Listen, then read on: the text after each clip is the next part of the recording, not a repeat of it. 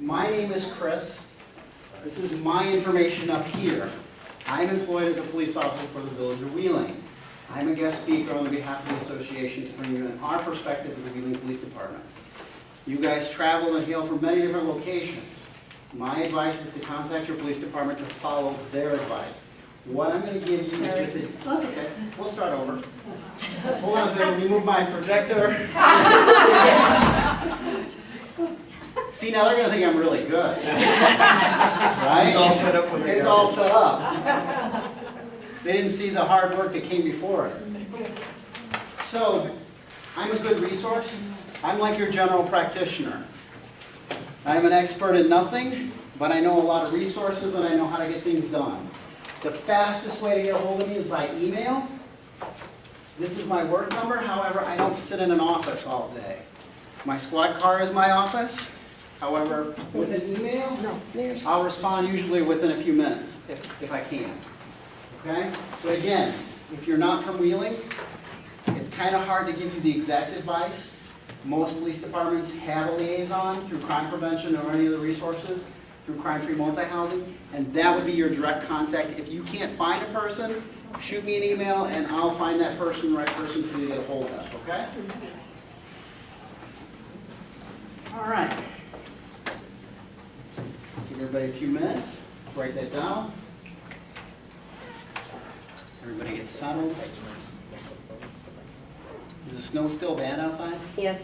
Roads bad? Oh, unfamiliar area for us. Oh, okay. Stick. Yeah, Wheeling is, what's bad is you gotta remember Wheeling has what is called second division highways.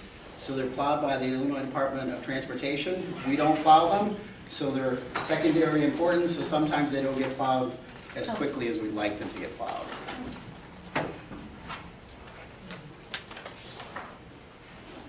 See, now that guy thinks I'm running on spot too. You missed the whole shenanigans. It was like Keystone. It was like Keystone Cops for a few seconds. I was moving around. She had to move. He had to move. It was Worth it. It was worth it. It wasn't just to come see the show, right? Okay, are we ready to move on? Everybody got my information? This is me. So what I was just explaining to everybody is I'm like a general practitioner. I'm really good at a lot of things, but I'm an expert of nothing. Okay? I work for the Village of Wheeling Police Department. However, wherever you fall into or where you live, they have a liaison that you can get a hold of. If you can't get a hold of anybody, shoot me an email. That's the fastest way to get a hold of me, and I will respond to you and help you and point you in the right direction. All right, so we're here to talk about crime-free multi-housing. This program was developed successfully by the Mesa, Arizona Police Department in 1992. The International Crime-Free Multi-Housing Program has spread to nearly 2,000 cities in 48 states, 5 Canadian provinces, England, Nigeria, Puerto Rico, just to name a few. So what does that mean for you while you're here? This means that each crime-free multi-housing coordinator, which is me for the Village of Wheeling, we are voluntary. Some places have ordinances where we can enforce crime-free. The Village of Wheeling believes that you should be voluntary if you want to participate in the program, so we have no power. I'm like a paper dragon. I can't write any ordinances for companies or organizations do not participate. So in order for me to do this, I have to go through 24 hours of intensive training, become certified as an instructor for the program, and then start to train people that are working in the apartment or rental communities. So how many people here own property? Okay. How many do it exclusively? Meaning that's your full-time job. Okay. Do you work for an association? Okay. How many people did this out of an investment?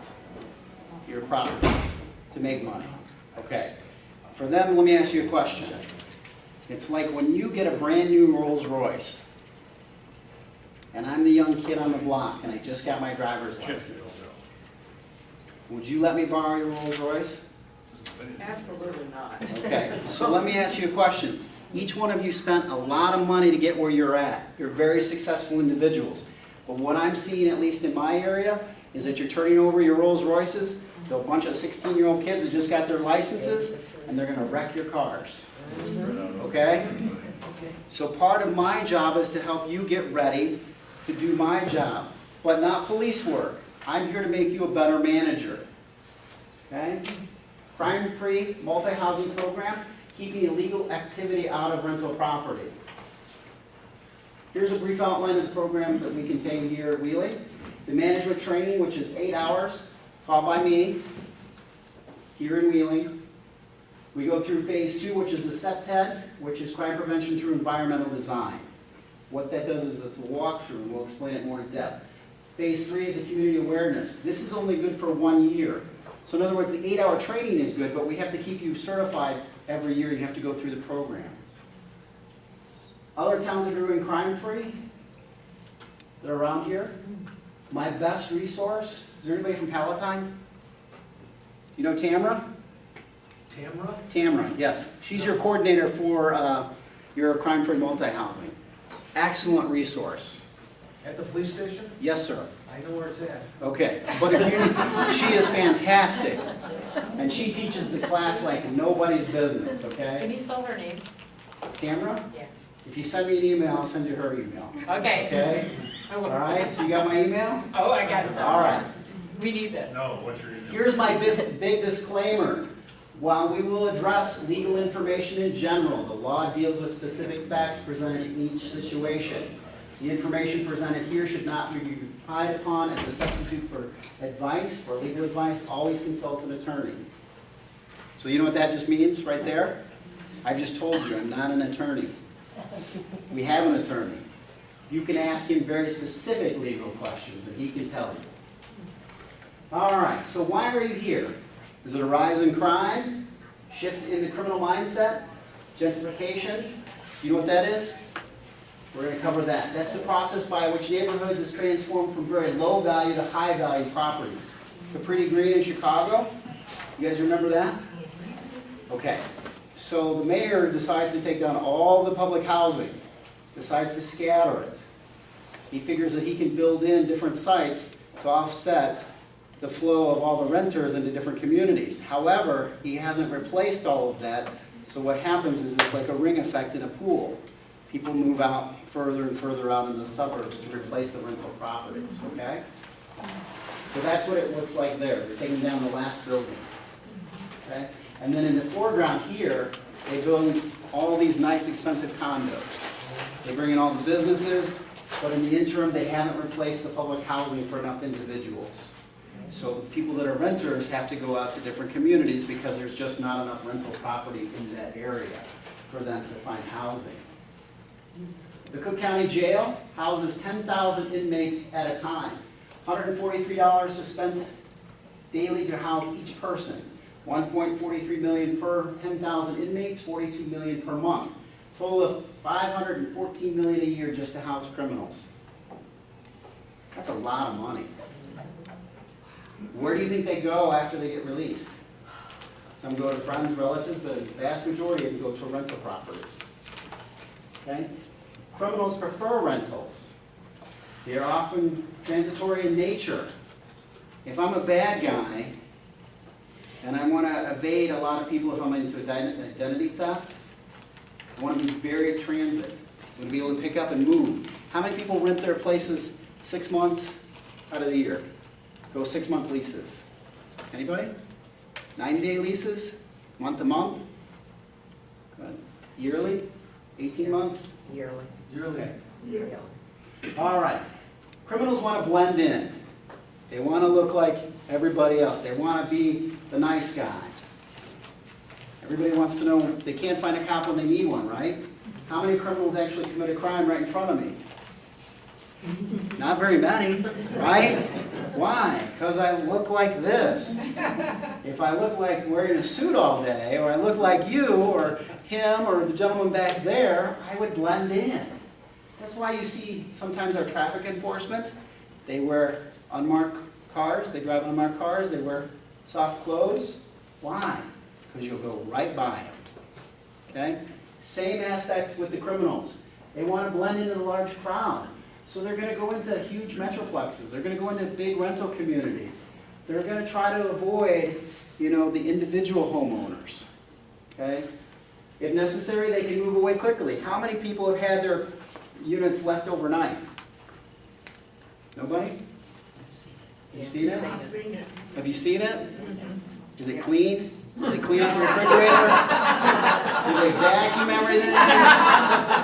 I'll bet you there's not even a scrap of paper in there. It's a turnkey, right? They painted the walls, they shampooed the carpet, they move right along, right? No. Yes. So they want to blend in. Asset forfeiture laws do not apply to them generally. What that means is that if they're part of the criminal empire and they're doing criminal activity, we as the government can seize their property if they're doing criminal activity. Oh, we got to start over. Hi, my name is Chris. This program was designed in 1992 by Mason. We'll give everybody time to settle in, but we'll pick up where we left off. If you have questions, as soon as this gentleman's done speaking, I will stay as long as anybody wants to answer any questions that I can for you guys. Okay?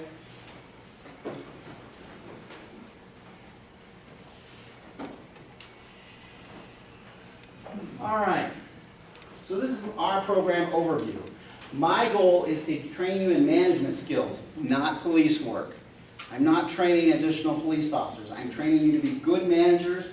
I want you to reduce crime in your rental property, reduce the fear of crime in your rental property, and improve communication between you and the police department. In other words, what I'm trying to do is build your trust, to have faith that I will help you as much as I possibly can, but I want you to do your due diligence.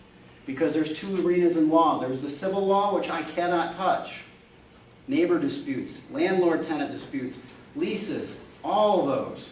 Call me up and you're gonna be like, the police, they're never able to help us because I don't practice in that law. I can only help you if your tenant destroys your property, okay? If he does something criminal, then I can go to work. But as long as he stays on the civil side of it, you have to go through civil proceedings. You have to contact your civil attorney, okay? But the most important thing that you can get out of this program is you have to do your homework. You can't turn over the keys to your Rolls Royce to somebody you just met 2 minutes ago that's real anxious to rent. How many people get the calls from renters that want to rent today? You getting any of those? We get them here, and they call my office and they want me to screen them. Hello? I can't screen anybody. If I could do the screening, I wouldn't be in this profession. I'd be making a lot more money. Okay? So, you have to do your homework. You have to be prepared to be resilient, to turn away those people, even if you can't rent your property right away. The money that you're sacrificing for today, to get the dollar today, will cost you more money later on in costs of eviction fees, lost rental fees, cleanup, all the processing, okay? Part 1, crime prevention. This is where I'm going to teach you about my job, okay? I spent 16 years here in the village of Wheeling, 6 years downstate as a police officer. I've worked in field patrol. In other words, when you would call the police, I would be the one that would show up and help you through your problem. If it was a crime scene, I would be the one to come take the pictures, collect the evidence, and process the scene for prosecution in court. So that's where I come into play. If I can help you avoid being a criminal or being victimized by a criminal, then I can take away that opportunity. This is how I see criminals. Criminals are like weeds. They grow, they root, then they spread out, and they choke out all the other good plants. So in other words, what I'm saying is, you have one tenant that you kind of didn't do any screening process, which is bad things to do. And all of a sudden they invite their brother, their nephew, they bring in like 25 other people, and now you got 25 families living in one room. Okay? Criminals are just like weeds. They get bigger and stronger with each success. So in other words, if you don't do your homework and you don't get them out, then they come back. To understand crime, you need to understand the criminal mindset. Criminals are predators. They sometimes stalk their prey. They look for an easy victim. How many people here right now, when you get to go show your property or whatever, you do it in tandem? You go with 2 people. Collect driver's licenses. Take photocopies. Don't do last-minute appointments. Interview the person over the phone. Are we all doing those homework techniques when we're interviewing people over the phone before we turn over our Rolls Royce? Or are we like, yeah, I got this property, yeah, it's 4 bedrooms, 2.5 baths, 2,400 square feet, and the rent is $2,000 a month, and yeah, I can show it to you today, and Do you do that? Or are you more of an interviewer?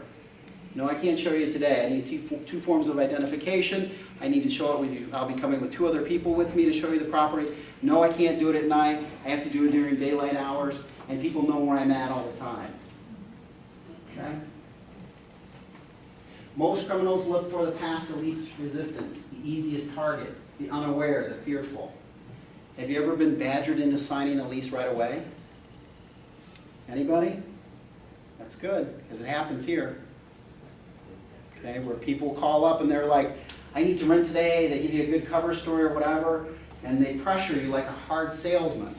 Because once they get into your property, the only way to get them out is through what? Okay, so once you give me those keys to that Rolls Royce, I own it. I own it for at least 6 to 7 months before you get evicted. I don't know where some of your other counties where where you operate out, but in Cook County, it's a long time to get somebody out. Okay, so how do we fight it? It's a combined effort. Remember that this is the crime triangle. There's the intent, the ability, and the opportunity. So if I have the intent to commit the crime, knowing that I want to get into your property and I can get 6, 7 months of free rent out of your property, I have the ability to coax you into signing that lease today. You've just given me the opportunity to live rent-free for 6 to 7 months, if not longer. Because what happens if you go into court and say, you know, it's the middle of winter, and I got 4 kids, and we can't go out in the cold, can't find another property, what do judges do? They give you lead, right? So are you collecting rent? No. So you're losing money, right? Okay. So did you know that if you stop the opportunity, you can stop the crime? So if you don't buy into their hard pressure sales, then you can stop the opportunity. How can you predict who will be a criminal? The best way to predict future is the desire to do criminal activity is to look into their past through screening, proper orientation to the crime-free program. Okay? You guys are doing well screenings. You're screening for all 50 states, right? You're running a program that you can check eviction through all 50 states and not just Illinois. That can be really good in Illinois, but I could have lost 5 or 6 properties in California. Okay? Who has the power? The police can arrest, but the offenders are usually released immediately. You're not afraid of the police or the courts. Everybody's watched the news today, right? The police are the worst enemy today. Okay? I have very little power. Just to give you an example, it takes me 45 minutes to process somebody. When I arrest somebody, I take them in. If they have bond money, I can do all my processing and they'll be back on the street within 45 minutes. Because I can't house anybody. If there's bonding rules, I have to oblige by the court proceedings and they'll be released. So who has the real power here? Only landlords and their agents has the authority to remove a tenant permanently from the property. I can't do that for you. You call up the Wheeling Police Department, you say, I've got a bad tenant, he hasn't paid you rent in 6 months. I'm going to show up and tell you I feel really bad for you, but I can't do anything, I can't evict him. Okay? So you have more power through your ability to rental property than I do as a policeman. Because they know that I can only hold them temporarily if they've got the money, or even if they go before a judge, they'll be out. Then they come back, and then maybe they'll default on their rental property agreement. So they stay longer. Can you arrest somebody for criminal damage while in the unit? It depends. It depends on the crime and severity and what your lease says. Okay? If we're talking about where they took out half the walls, maybe. It goes by case. Normal wear and tear, no. Okay? But let's say they left in the middle of the night and they left everything for you to clean up. That's more of a civil problem. Okay? So the village of Wheeling is about 8.5 square miles. There are 38,000 people that live in Wheeling. How many patrol cars do you think are out right now? 3 or 4? 5. You guys have gone through this program. I can't use that anymore. Everywhere else I go, they think I've got millions of cohorts outside, and I got a fleet of squad cars. Okay, so note to self, I got to remove this slide because you guys are too good for me. So how many are there? Wheeling right now has about between 9 and 7 patrol cars out for this town. We operate 5 districts, or 5 beats, okay? So, there's not enough for the rental properties alone here in Wheeling, okay? So crime is a community problem, therefore it requires a community solution, meaning that I want to train you not to do police work, but I want to train you to be good managers, to help me avoid showing up to your rental property. Okay? I want to increase the profit for you. I want to make your value of your home and your rental property very high. Because if you get good clientele that come in, there's communities here, same location, literally across the street, but completely different views. Okay? And it's all the way that they manage. If you don't invite me to come in, I'm like the vampire. I can't just show up and give you the information. It's not like I go out door to door, cold calling. Okay? Remember, wheeling is voluntary. So that means that everybody that rents property doesn't have to come in and complete the training program. Some people think that the training program is not a good endeavor to do because it's such a long time commitment to go through. Everything I'm giving you is kind of like a flash forward version. How many people went through the 8-hour training class? It's at least 4 hours, in some communities for 8 hours. Have you done it?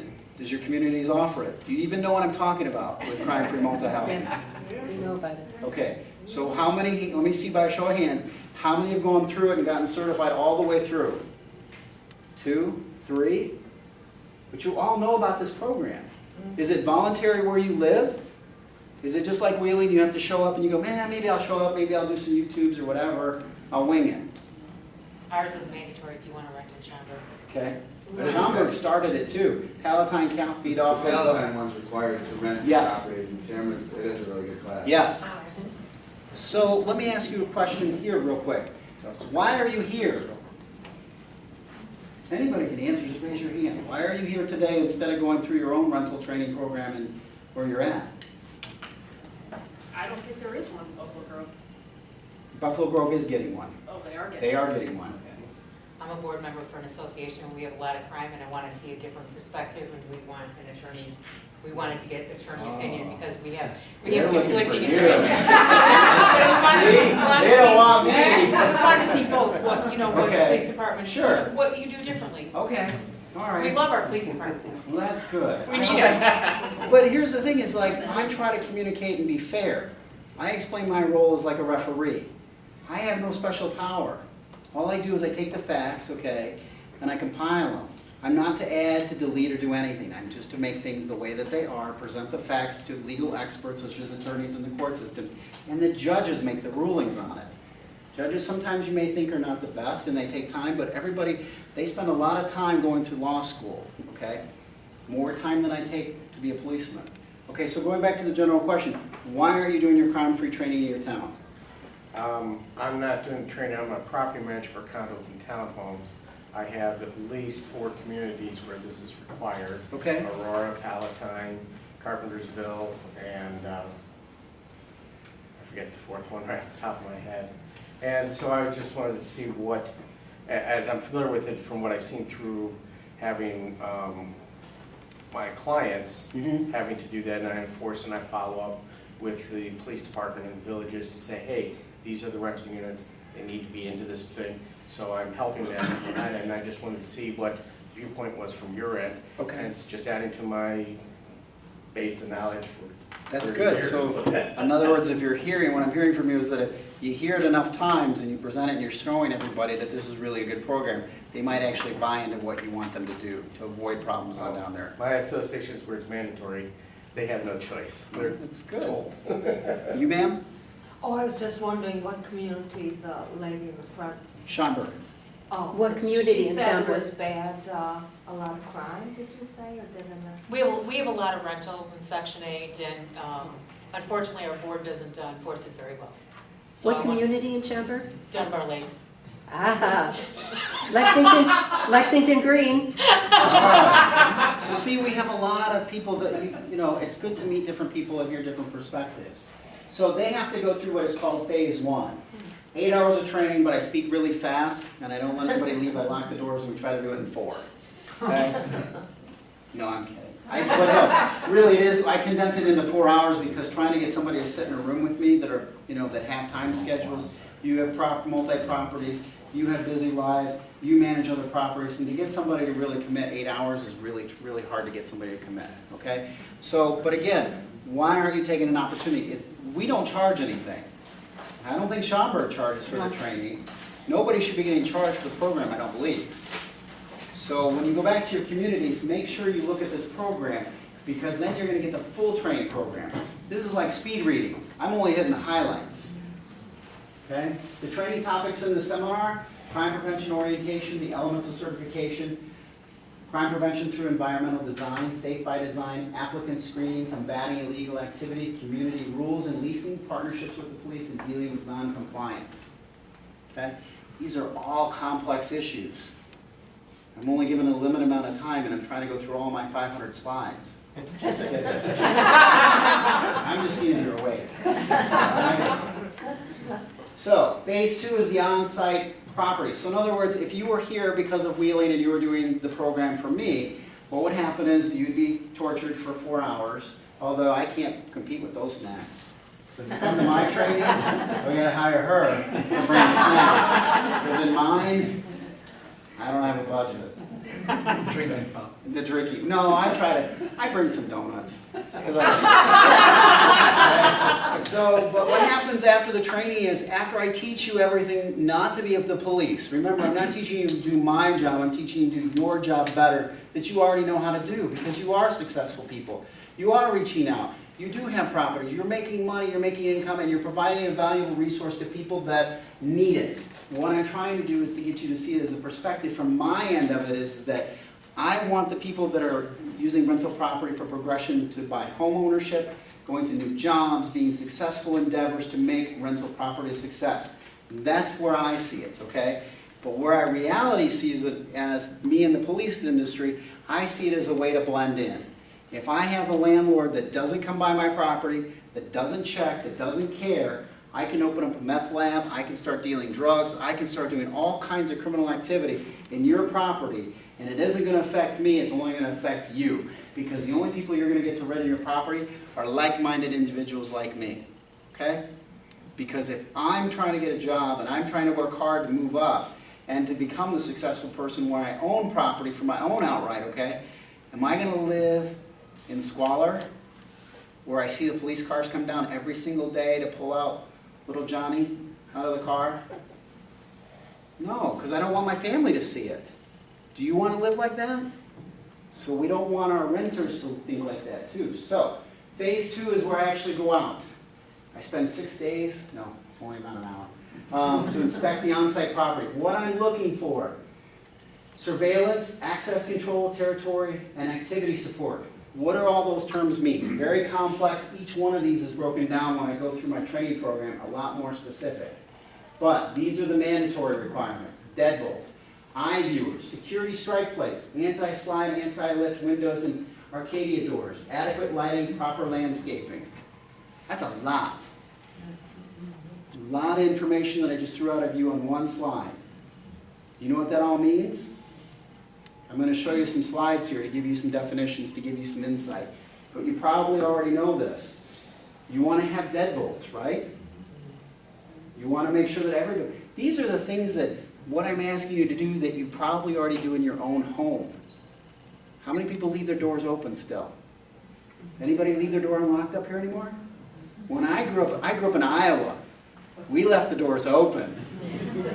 And my closest neighbor was like a half mile down the road. Okay? How many people leave their cars running at the gas station? To run in to go get a soda? Maybe go tell the clerk, I'm trying to pay on pump 9, right? Leave your purse right on the front seat for me?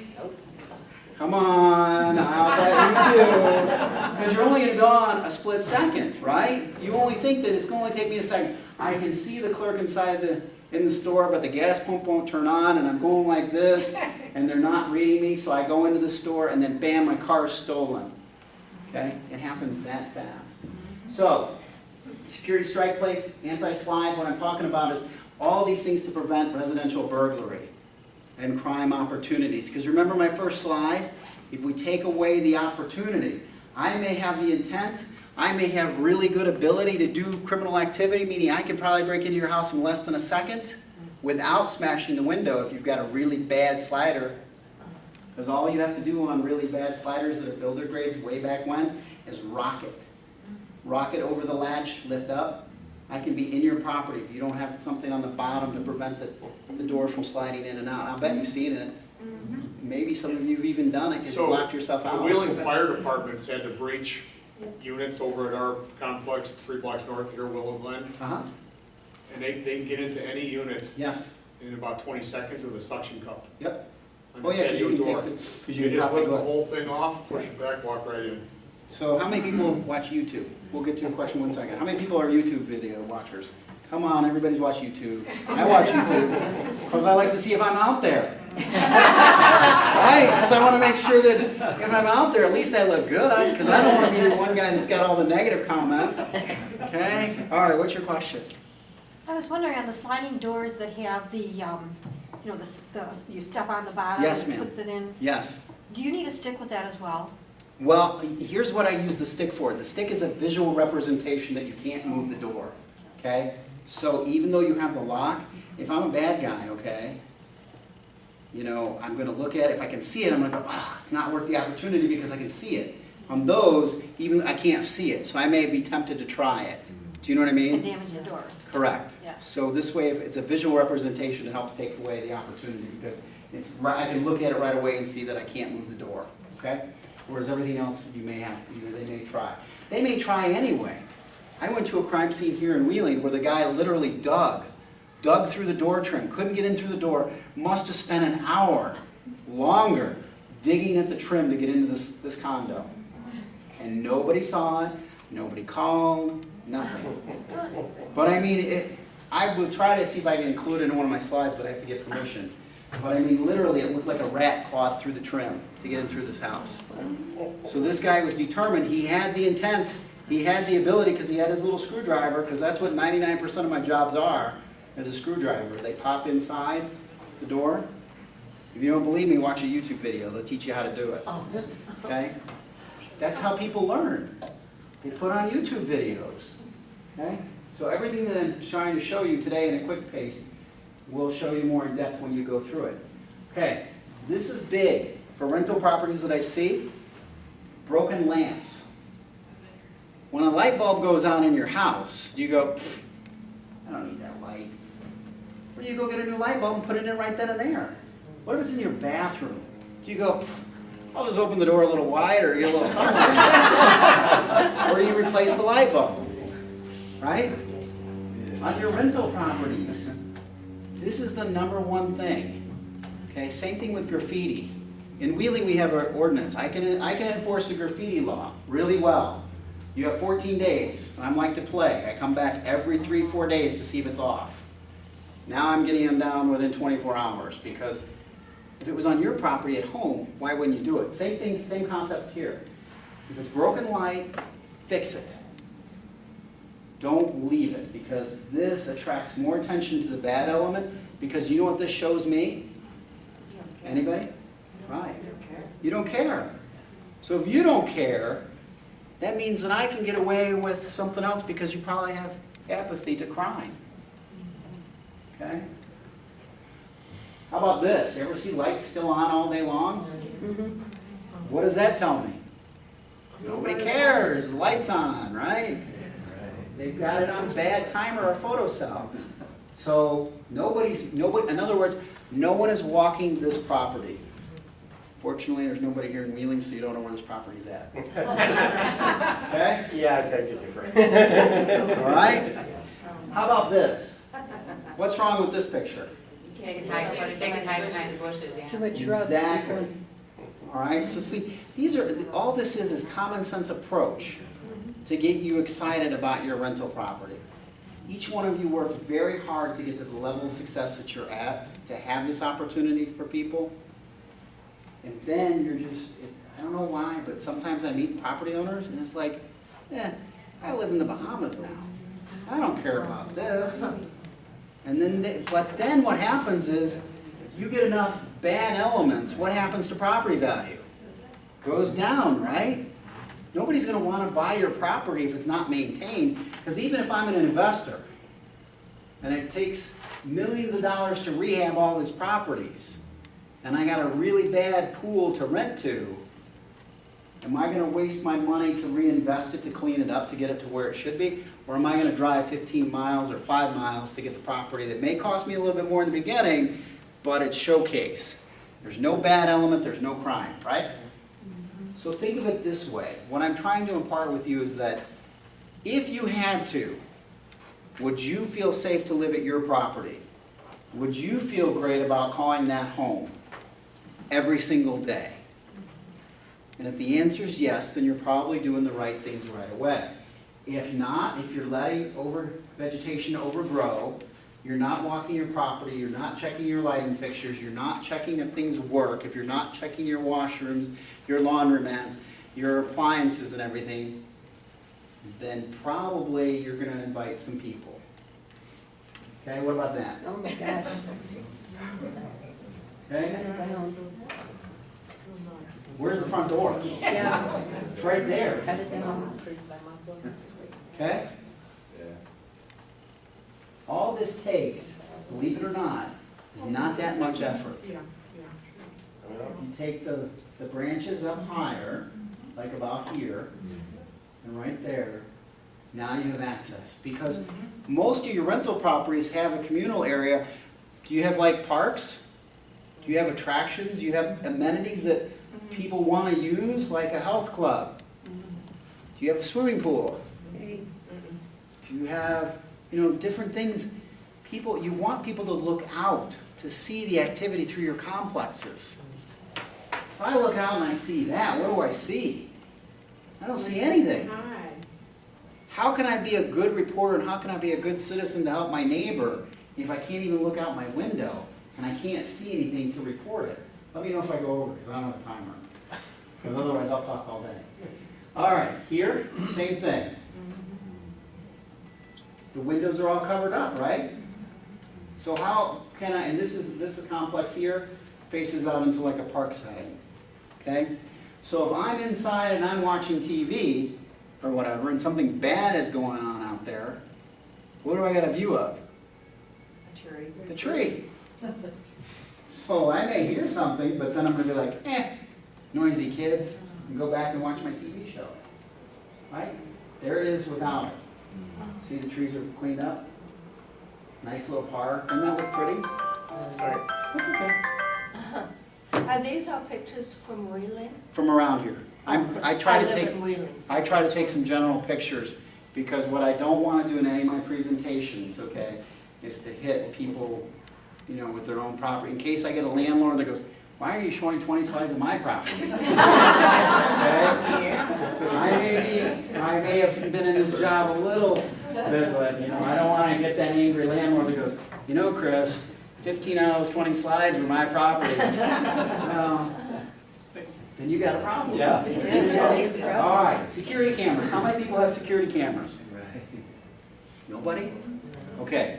He'll probably get to tell you some more interesting facts that if you have a camera system, please do not tell people it's monitored 24 hours a day unless it is. You guys know that, right? Yes. There's case law on it that if you post a sign that says, "This camera is watching you 24 hours a day," liability, right? You better be watching 24 hours a day. Because if I slip and fall, there's a case law where somebody was hurt. The only thing that kept her going was she was thinking that help was coming because those cameras were monitored 24 hours a day and help never came. It was a fake sign just to scare somebody. Okay? So if you've got fake cameras or you've got some signs in your property that says, "We're watching," and you're not watching, it's just our VCR taping the tape, in case we need to see something, you could open yourself up to bigger problems, okay? Cameras must be monitored if you're going to use them, okay? Access control, limit access, deny access, control movement. Do you know what those words mean? In other words, limit access. If I'm coming onto your property, can I go everywhere? Can I get into your laundry rooms? Can I get in your hallways? Can I get in your common areas? Can I do anything such that you may not even know who I am, but I can take a lollygag wander through your whole complex? Okay? Deny access. If I don't have a key, I can't get in. Control movement. I may be able to get into your property, but I can't get through to floor to floor to floor. Access control, natural, environmental. Here in Wheeling, You're not allowed to have thorny bushes. I throw that up because people ask me, well, what if I were to just put a bunch of hickory or a bunch of big thorns, you know, the big thorns that are like 4 inches long and it'll give you like a dagger in your leg? That's pretty good motivation not to go through that area, right? People aren't going to cross that area. Well, in Wheeling, we have an ordinance that says no thorny bushes. You can't use buckthorn as a natural defense or natural deterrent to stop somebody from going through your property. What I call it is a good fence. Fences make good neighbors, right? But the type of fence I would encourage you to get is much different, okay? Sometimes I want to be able to see through your property because me as a policeman, okay? If I have board on fence at a rental community, what do I see when I drive by? Nothing. Very good, okay? But if I have a nice fence, okay, the wrought iron, pretty fence that gives me I can see through everything, what do I see? I see everything, right? Then the bad guy sees me in my pretty billboard car driving by, and they won't commit a crime, right? So we're doing things, okay? Rocks, dirt, berms, and ditches, okay? Depending on your property, you may be able to see one thing, but a culvert may be down here, and something may be going on underneath of here. Do you know what I mean? Okay? So you want to make sure that when you're walking your pathways, I don't know where your places are that you come from, but if you have nature trails through your property, you have walkways, jogging tracks, anything like that, right? So if it's elevated, but somebody could lay on the ground and wait for somebody along the way, are your pathways lit up? Do you have something that people can see down the road? Okay? Mechanical devices, gates, deadbolts, etc. So in other words, if you have to have mechanical devices to stop somebody from going through it, pass card keys, different things. Maintenance upkeep, okay? How many people would want to go around and live there? You know what that is, right? It's a hyperonic needle. Yeah. Okay. Do you let that go in your house? What if you saw that in your front yard? Honey, it's time to move, right? Neighbor went down. But this happens, broken beer bottle, glass, everything like that. It's in your rental properties if you're not walking through it and cleaning it up.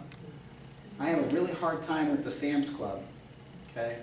Because behind the Walmart and the Sam's Club here, there's a fire access, an alleyway for the fire truck to go through it, okay?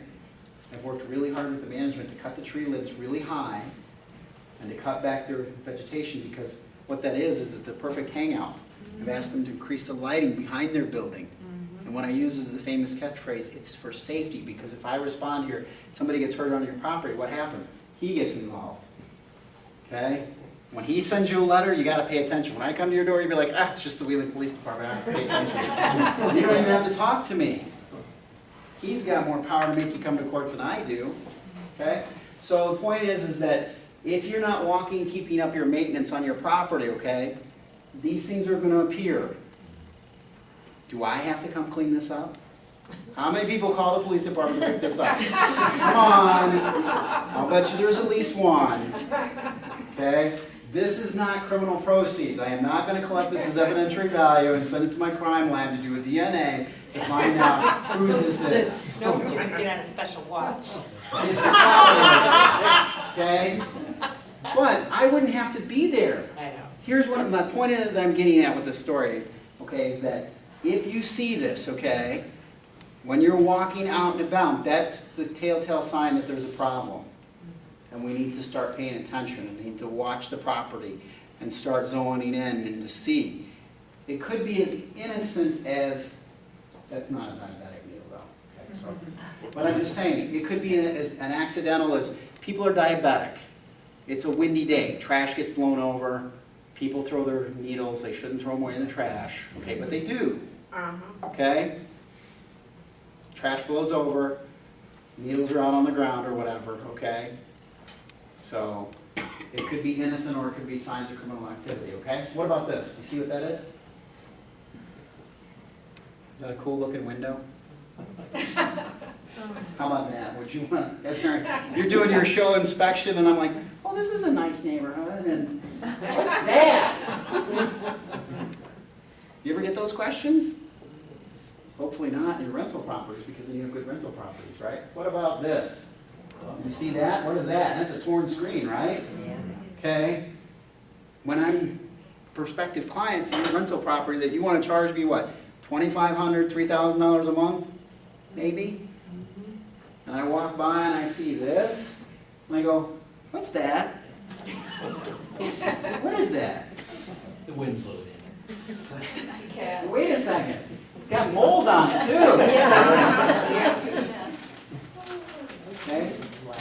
Nobody's blocking the property and nobody's caring, nobody's replacing it. But those are the questions, are you getting those? I mean, I don't know, but I mean, have you gone to other properties? I don't mean to single you out, because you're the only one that's been. So when you look at your property, okay, and I'm not trying, but for everybody, when you're walking your property or you get the phone call and you have your on-site maintenance, okay, how long are you guys taking to repair stuff like this? Weeks? We'll get to it when we get to it. By the way, do you have on-site maintenance? No. Okay. How many people have on-site maintenance? Nobody? One? Okay. How many people have maintenance contracted in through their property? One? Two? Okay. Three? All right. Well, I love on-site maintenance. Do you know why? It's crime prevention, because when something happens, you already have the resource, because you call my office and you go, hi, I got graffiti, or I got a window that's all smashed, when can you guys fix it? Well, yeah. I work for the police department. I can't help you, okay? I can help educate you. How many people can remove graffiti on their own? Raise your hands. It's not really as complex as it is. It's going to get goof off or whatever it is and wiping it off. But sometimes it No, is. it's not that easy. But you Not get not a masonry, Then you get what do you use then? taginator, Okay? and a high pressure, Hose. expensive. So what do you do in the winter? Same thing. Even when it's freezing? Because you're Yes, sir. using water? You have to. You have to use You it. got 14 days to get it off. You have Right. 14 days. Okay, but you We're know, supposed to do it. how many people now know that the Cook County graffiti removal unit is no longer in effect? We know, we call them all the time, they don't call us back. Right. They've been disbanded, so you're on your own. Oh, I don't know that. Did you know that? Yep, long time ago. Because when you call, so now what I'm doing for my portion of crime prevention, I'm teaching people. I went to my village public works director and I said, hey, people don't know how to do this. I can't do it for them.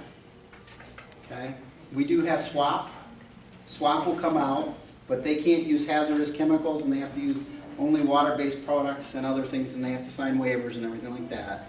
But otherwise, it's up to you, as you explained, to remove the graffiti. So do you have a company that comes out, or do you do it? Me and my wife do it. Okay. We found a company in Elgin that'll sell you a taginator by the case. Mhm. You don't need a license. Okay. So what is the rest of you guys doing? Do you guys ever get tagged? We get tagged all the time. What's happened for any of my properties, I usually have a contractor there within 24 hours of knowing that it's occurred and they've taken care of it. That's good, because some of my properties here in Wheeling wait up to the 14th day. Because they know I'm powerless until that 14th day. On the 14th day, it's like everything parts and everything's cleaned up. Because it's more expensive to get the $500 ticket than it is to wait. But why would people wait? If you wait, they continue to tag it. Correct. You just But get more that's- and more and more. But that's what I try to impart. So part of this education too is for me, because you guys all own property. So why do you think that I'm having trouble getting people to remove graffiti before the 14th day before I come in and give them the yellow ticket? Because they don't care. Anybody else got a theory? Procrastination. Don't understand the value behind it. Okay, but each one of you spent lots of money for your property, right? Because they only care about collecting the rent check. Okay. So, what about that? Yeah. How much is that to replace? That's a double pane window. $1,000. 200. Well, it's only about $250. $1,000, it's on the second floor. Okay.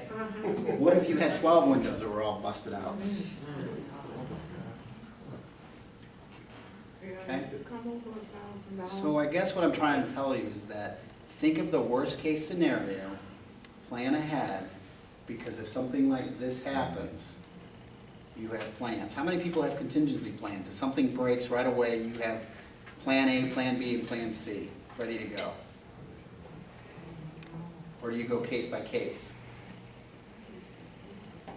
I know it's expensive to plan ahead, but in cold weather, if this was a renter, okay, and little Johnny threw rocks at 12 of your windows and shattered them, and you've got 12 people that are paying rent on time, and they're calling you and they're saying, hey, my windows are all smashed out, when are you gonna get them fixed? Well, we got somebody to come up with a board-up company. So what I wanna do is in part to make sure that you have a plan. Try to be planning ahead. Plan ahead if you have, you know, I think condo associations have to have reserves, right? Yes. For something to happen, so they go right away. Okay, what about that? Anybody rental property look like that? If you have that, I'm sorry, I didn't mean to throw it in my slide. So, again, Is that rental over on property. Wolf Road? I can't comment on it. That's why you don't see the addresses. I Okay? will say one thing, Wheeling's got a lot of good material to work with for your slides. How do you know they're all Wheeling? They're not all Wheeling. Because I've been working on properties in Wheeling for 23 years, and I know where all these places are. What about that? But see, now, here's the thing, is listen, as crime prevention, okay, my job here is to educate and to help give you an idea, okay? See? I know Sorry. I know the area too well. Okay, I do. I talk to my other crime, and we swap slides. Think about it. All I need is an angry landlord to come at me and say, well, why are you using my slides all over your show? And I'll be like, well, clean up your property and I won't have them in there. So, but again, do you guys allow that? No. Okay, what do I write up here? What criminal law is this? You call me up. Hello, my neighbor keeps stringing out his laundry out here, and it's got to stop. Or, you got your laundry here, and the neighbor up there steals from you. Right? I can arrest the guy for stealing his clothes, but then when I go there and I'm looking at it, I'm like, okay, well, why is this here? You know, and then his story is, well, the wind blew it off, and I thought it was abandoned property because it was outside. Right? That's a good theory, right? The wind blew it off, and I just picked it up, and now I'm wearing it. Prove it. What about that? Oh, yeah. Code enforcement. Somebody's getting. Here's the thing. How many people call Waste Management Group and tell them, pick up all the trash? Do you do that? 2 people? Yes and no. Okay. They won't, but it's that's $50 extra right there. Because of the couches? Well, the furniture, if there's a bed in there, like if it's not a Okay. It's all the handwork. bed bag, they won't take it. Okay. If it's not covered, the mattress isn't covered, they won't take it. Can you ask group to be more specific with your contract to get them to pick up larger things? No. No? Okay. And then the village will come by and give you a fine for this. Yes. Jody and company come by and give you a nice fine. Now you're talking first name basis.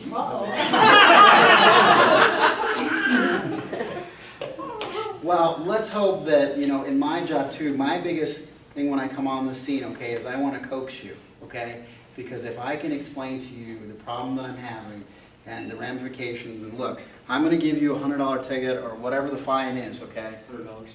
Okay? And I go, listen, if I write this ticket, it's $100. If you call, it may cost you $100 to clean it up or whatever. What's better? What's better? Really? When I go out there, they all know me now because I've been doing this job for almost 9 months, but then I'm leaving. So, but I'm going to a different program. But I'm going to be entwined with crime prevention for a long time. But when I go there and I explain to them, and they're waiting till the 14th day to remove graffiti because they think it's like a fun game, because I show up and I go, your graffiti's still there, and I send a picture and I go, you know, there it is. We're a mess. And then they wait. Isn't it better? Because people, when they're renting, do you ever have renters show up on the first day that they're looking to rent? Or have they looked at your property? Are you on the websites? When you take website pictures, do you show this? Or do you show your beautifully clean pool with the ivory, you know, everything in the best light? Right? the people that are renting, they drive by and they do their homework too. At least I would hope. When I was a renter, I would drive by, I would look at it during the daylight, afternoon, and the evening. And that's what I would encourage you guys to do with your property. Go out during the day, go out on a weekend, go out during the holidays. I know it's a pain, but doing your inspections, you might get to see what I'm seeing. Okay? What about that? Is that better? Expensive, isn't it? Because if we had a bigger dumpster, all of that would fit in it, right? So maybe getting a bigger dumpster would help take care of the problem, right? So maybe looking at the size, quantity, and everything. Okay? Yes, well, we have that too. We have that too, but this is a bigger one. How about that? Oh, gosh. That looks nice, doesn't it? It looks clean and inviting. Look, I got a place to throw my trash. It's clean, the paint is clean, there's no graffiti, there's no broken beer bottles. Maintenance comes by and cleans it up, okay? Same thing with Sam's Club. They would have all the beer bottles and everything.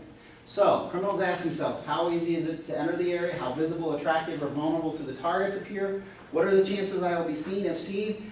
What will anybody do about it? Sign complaints, press charges, apathy. Is there a quick escape route? Okay, so when you walk your property, pretend like you're the predator. Look for the areas that you would hide as a criminal, okay? Pretend like you're the bad guy. How would I get into your own property? Do your YouTube videos. Look at everything, okay? Policing the air displacement theory. Police respond to a crime problem. So in other words, what this means is that I will apply pressure when there's a criminal element, okay? But what happens is like a balloon, okay? If I'm squeezing all our resources into one area, they'll just disperse and go to another neighborhood, right? Okay, they network, they do. They know where the police will apply pressures. How about, yes, exactly.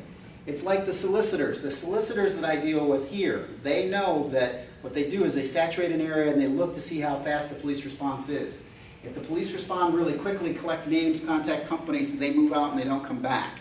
If they get a lackluster response from the police department, you get a lot of them. The energy salesmen, the gas people, the magazine subscription people, they all filter in and they don't live in Illinois. Okay? They're not your homegrown neighbors. They're transient population people from all over. I very rarely met anybody from the collar neighborhoods. Okay? All right. These are your federal fair housing laws. Which people are protected in their class? How many protected classes are there? What are the protected classes? Is there a penalty for discrimination against a member of the protected classes? These are the legal questions that he'll be able to articulate better. The only thing that is not protected, we'll go to the attorney, see if he knows. What is it? Criminal. Behavior. Criminal, yes. Okay? So, fair housing laws protect race, color, religion, gender, handicap, national origin, source of income, section 8. The only one that's at the bottom is behavior is not. Okay? Recent concerns that I've been hearing about, section 8, source of income now. Okay? Concealed carry. Are these areas that you're addressing as rental property owners? Okay? PTSD, autism, medical marijuana is now coming into play. Are you bridging your leases to meet it accordingly? Eviction, domestic violence, IDVA, Safe Homes Act. Okay? Crime-free multi-housing is not an eviction program for the police. Okay? We do not go after people through domestic violence calls. I don't report it. Okay? Through the Safe Homes Act. Don't call and ask me to report it to you because I won't. Okay? All right. Have a written, clear, posted policy. Apply equally to all prospective residents. Consider an application interview because it startles the applicant and empowers the landlord. Ask, have you ever been arrested for anything? How many people ask their renters when they come in? When you're sitting down face to face, do you go, so, when was the last time you were arrested? You do that? We get a switch? Pretty soon. Okay. All right. Like I said, I got 500 songs. You should ask about the criminal history, felonies and misdemeanors, plea bargains, probation, parole, and current criminal activity and illegal drug use. You can ask all these questions. It's not illegal. Why aren't you asking these questions? They get really particular when I ask it. If I come up to the street and I ask you about your stuff, he goes to work. I love having an attorney in the room. How to verify information. Do not take shortcuts, please. Do not call the police department to ask us to do your background checks. It's illegal for me to do that, okay? I can't give it to you. Even if we were best buddies, even if you were my roommate in college, if I were to go, yeah, he's a good runner, I checked him out, you're good to go. My information is tagged with that inquiry.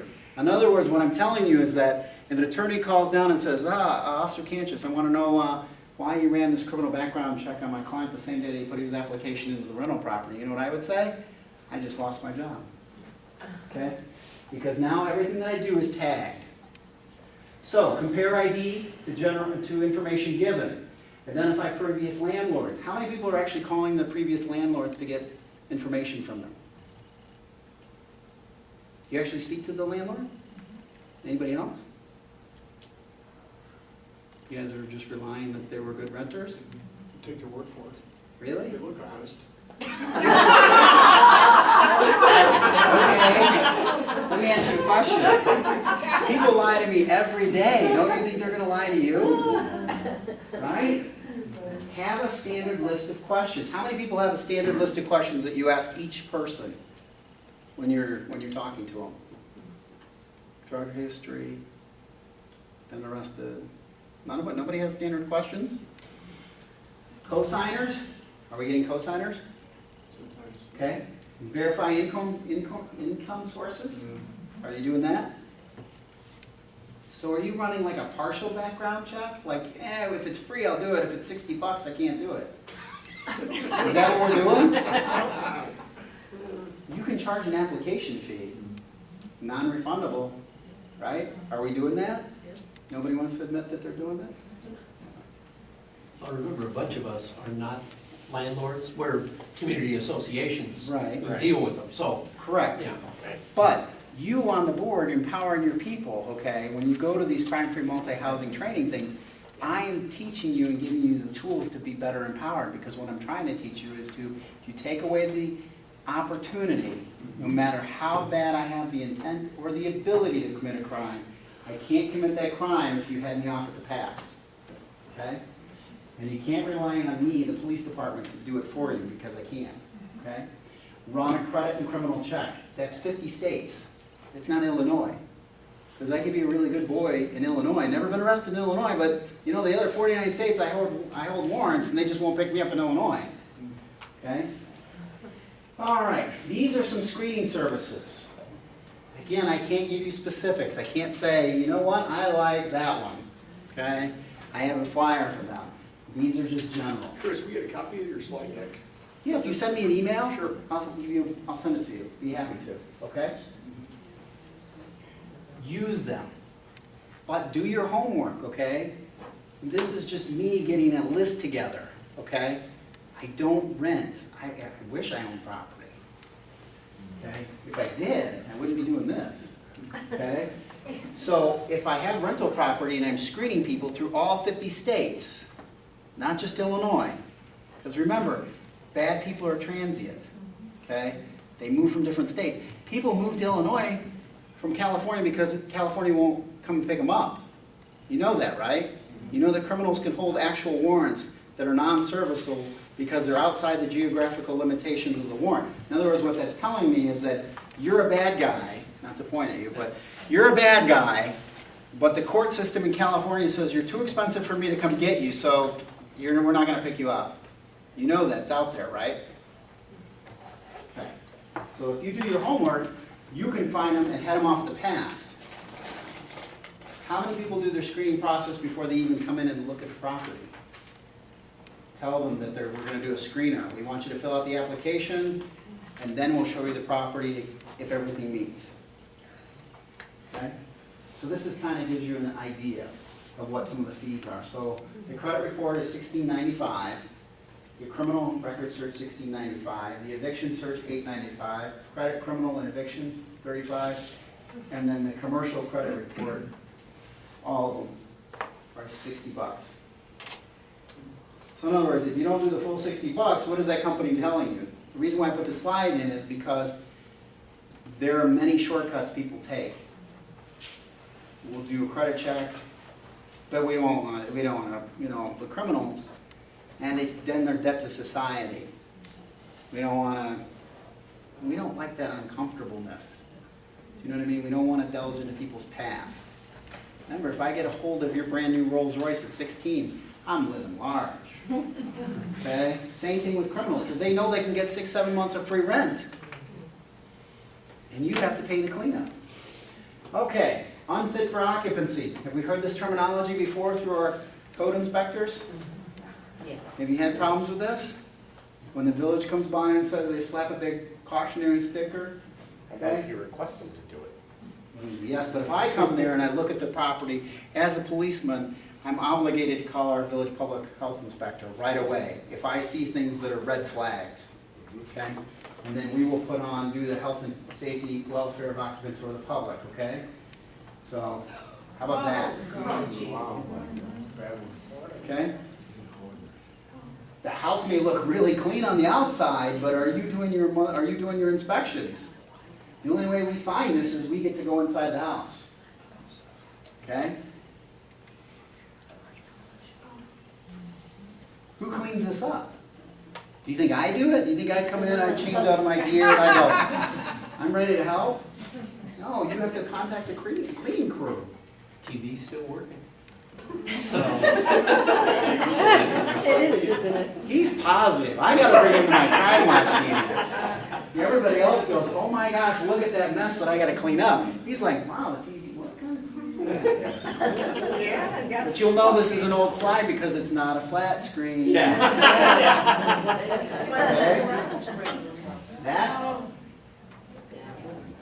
That, there are people here in Wheeling that think that if they have a problem such as sewage backup or whatever, and they call for help, that we will arrest them.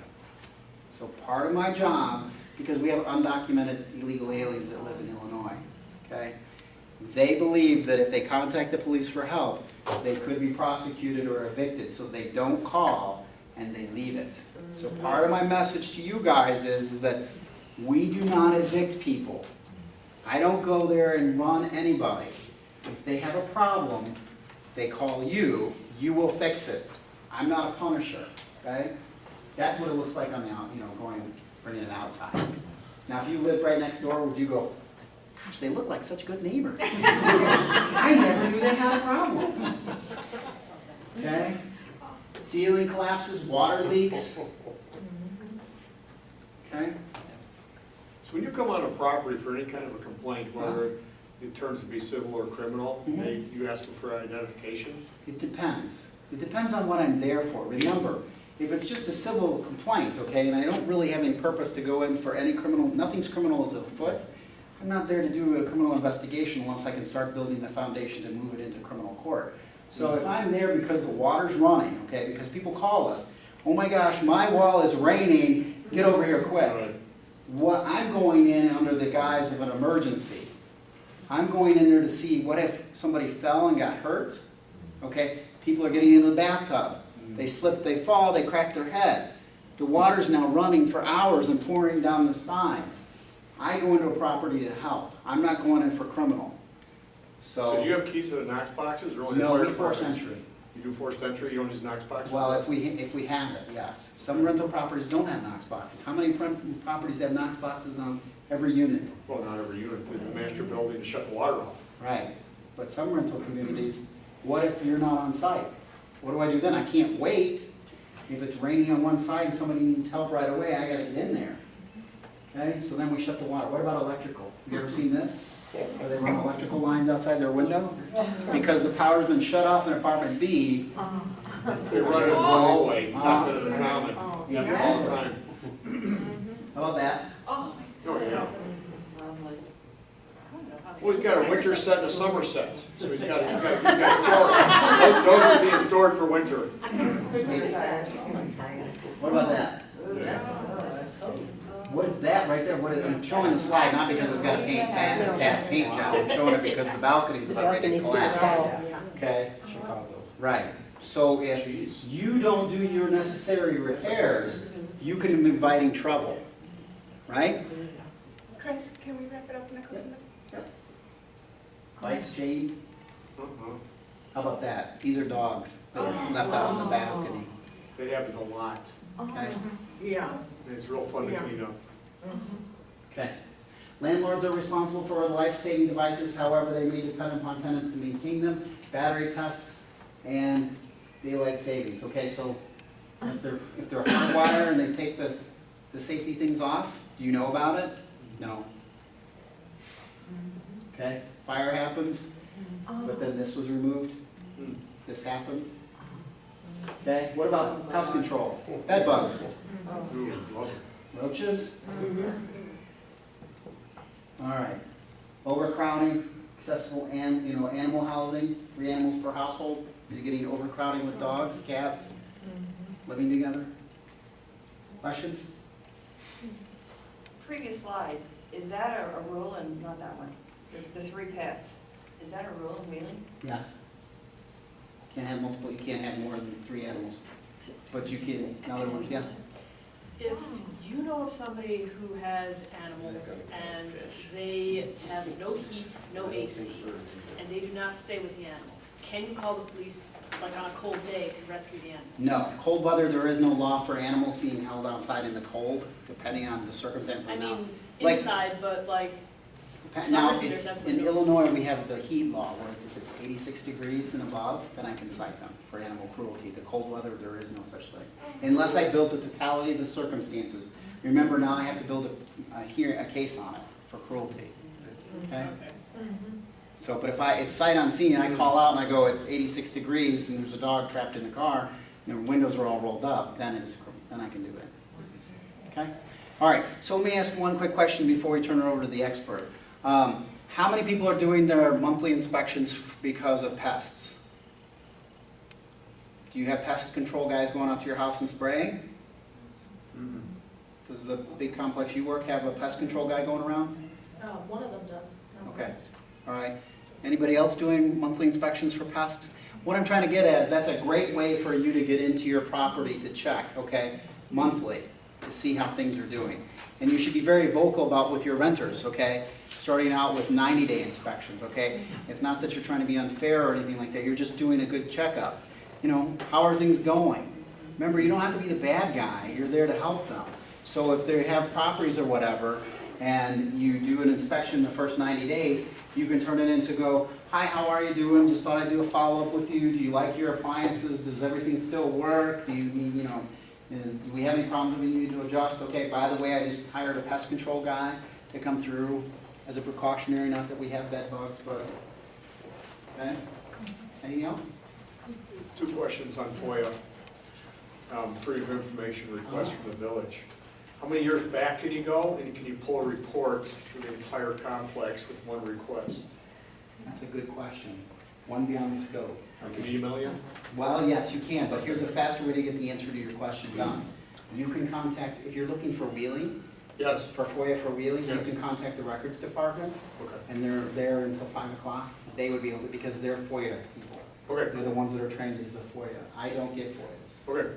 I turn them over. Okay?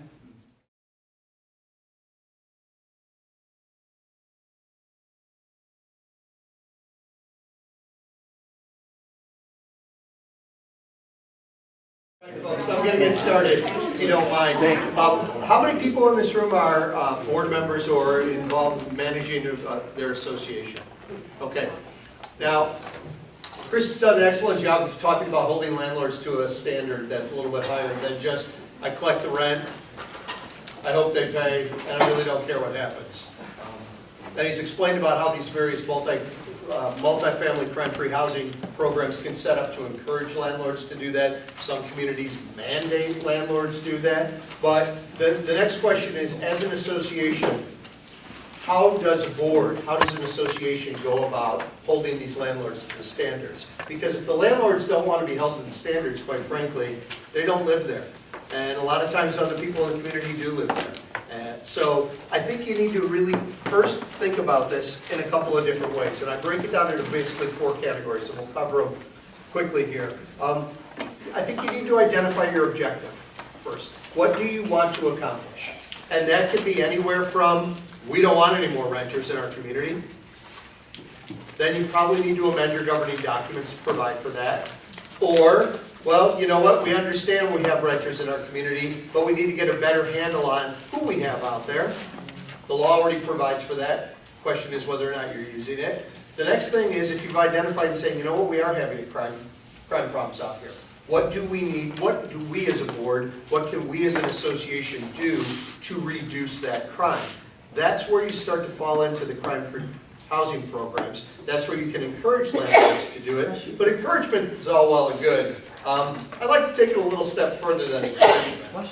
Because while certain municipalities, Schaumburg, I know Aurora, I think Tinley, mandates that you actually go to these programs, attend these programs, obtain these licenses before you can rent out the units in your community, associations can make certain mandates on the landlords as well. Now, you're not going to mandate that they go attend an 8-hour program, but you can mandate that their tenants sign certain leases. So where do you go with that?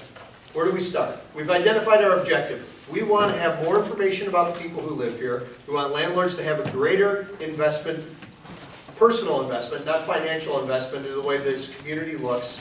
And we want to make sure that people are complying with the rules and not breaking the law. What's the first step? Anyone?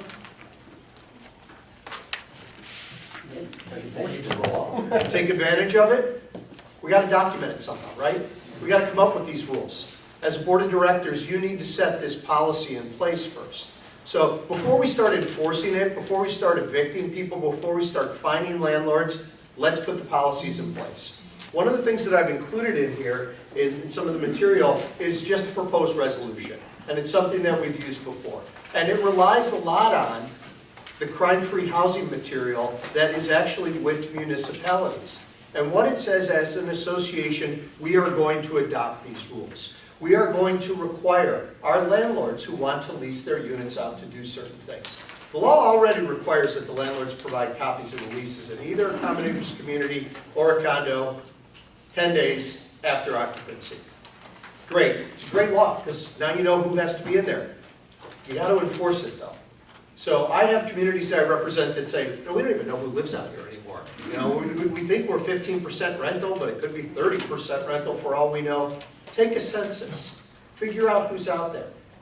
Ask your management company, how many off-site addresses are we sending invoices to on a monthly basis? That'll probably give you a pretty good handle of how many tenants you have out there. Because sometimes you say, well, we only have leases on file for about 10% of the community, but we're invoicing 25% of the community off-site. Well, you probably have 25% of your community as landlords. Do you have leases on file for each one of those? Take a census. Find out who's living there.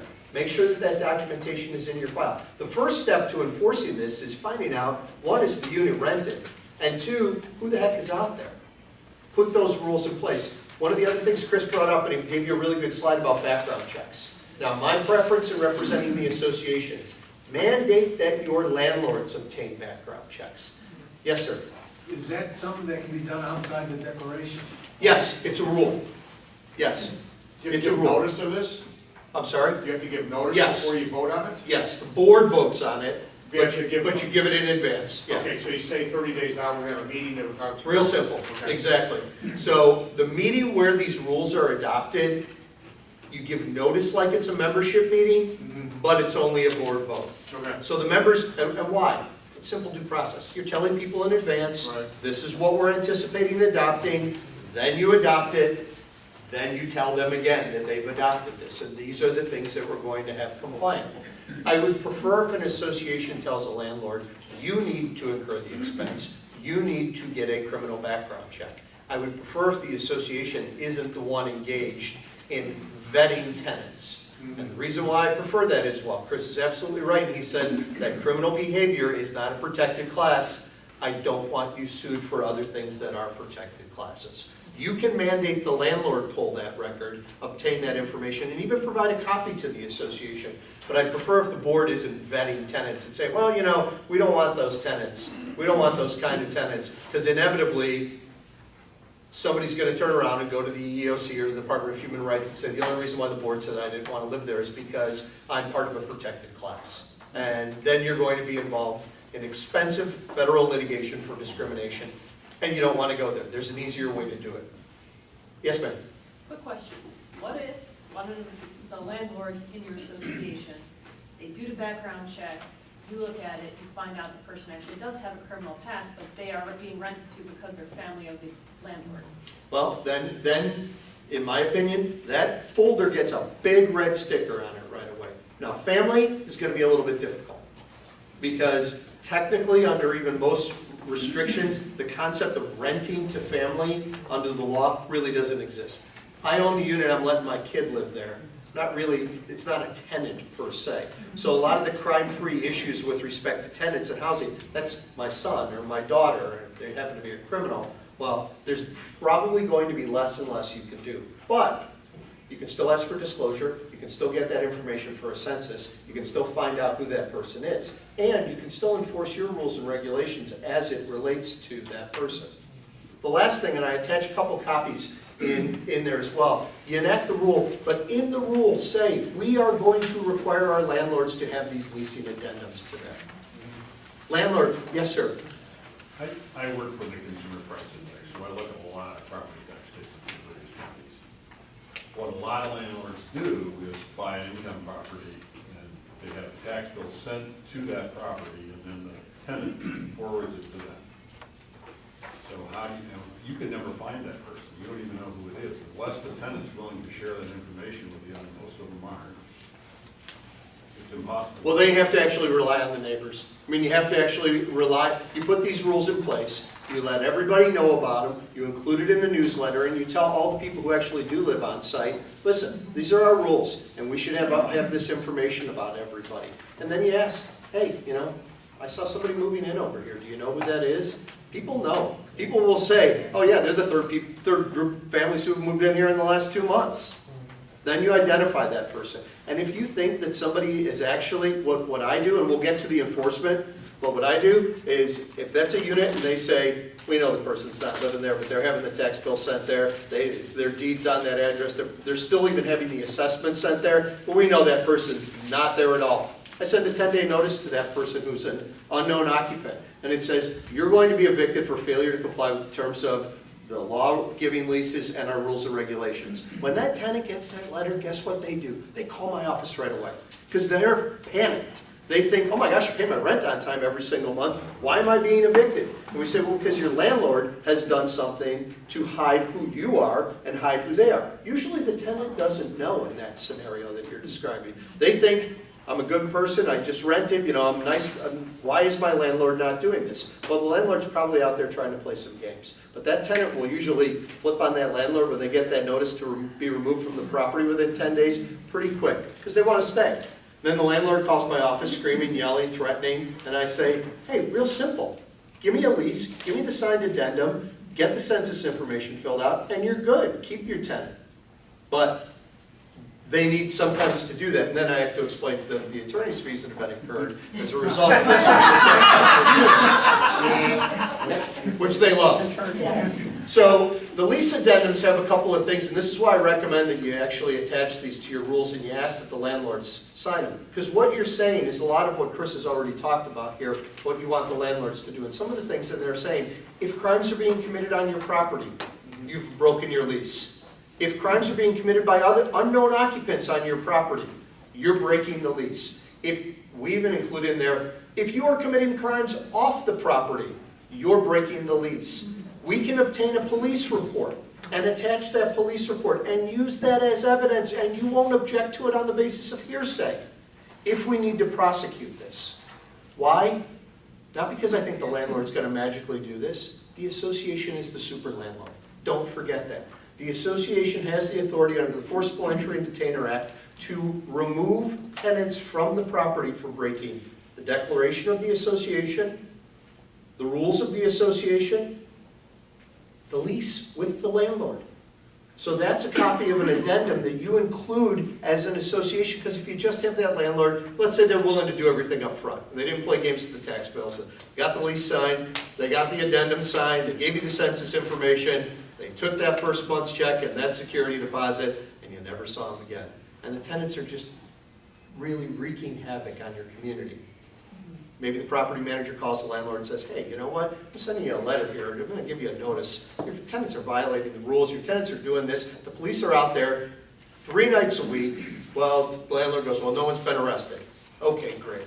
You know, but the people don't like it. How many people like having the police show up around their neighbor at 2 o'clock in the morning, even if no one's arrested? It's miserable. It's miserable to live in a community like that. Especially then, when you call the police the next day and the police say, well, you know, it was an incident, it was a domestic violence, but nobody wanted to press charges, so yeah, we were out there and we calmed everything down, we stopped the unrest. But if witnesses aren't going to show up, if people aren't going to press charges, we have limited things that we can do. That happens.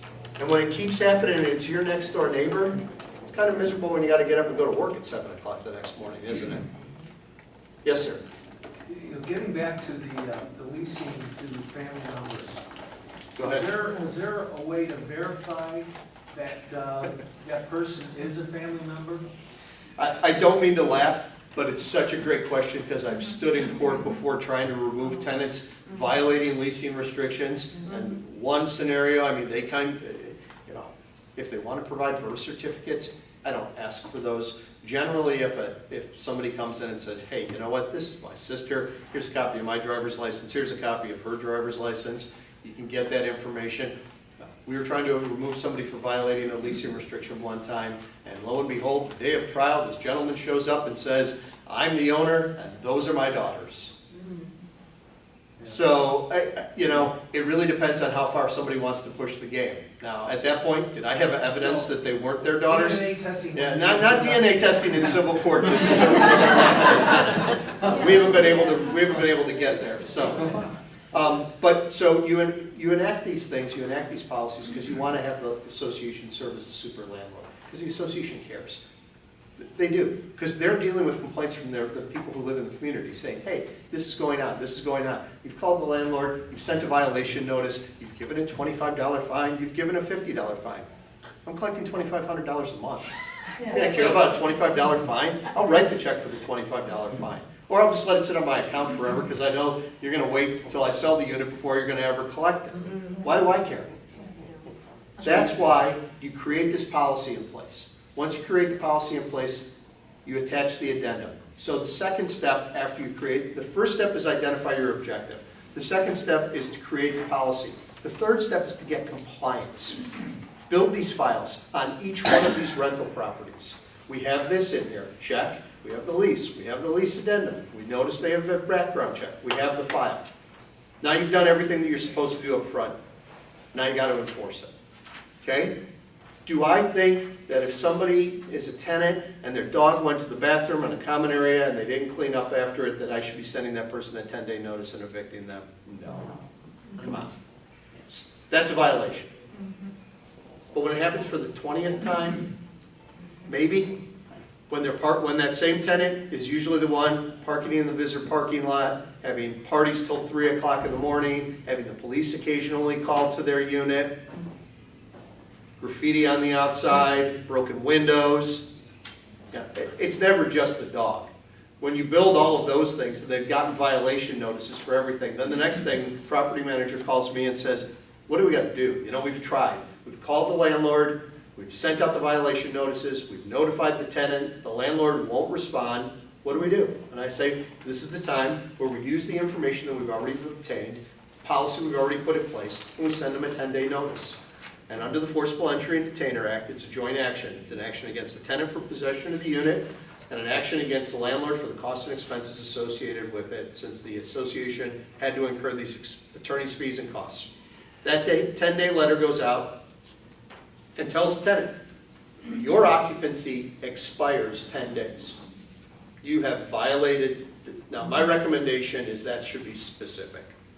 The law doesn't say it, the statute doesn't say it, but I've been in enough courtrooms where the judge says, well, what's this for? Be specific in that notice. You know, on September 28th, you did this. On October 15th, you did this. You did this, you did this. Send out that 10-day notice, 10 days expires, the tenant's still out there wreaking havoc. Now what do? You file suit. You file that joint action. Before you do, boards, you hear it, property managers, you hear it, you're getting a phone call. but you're maybe not there. You maybe didn't experience this. You've heard it from a friend or a neighbor. Frankly, I need those people in court. I need them standing next to me. I need them telling the judge what happened. You know, most cases when we're doing assessment collection cases, I need a property manager. That's it. Here's the account statement. Have they paid? Have they not paid? Da-da-da-da-da.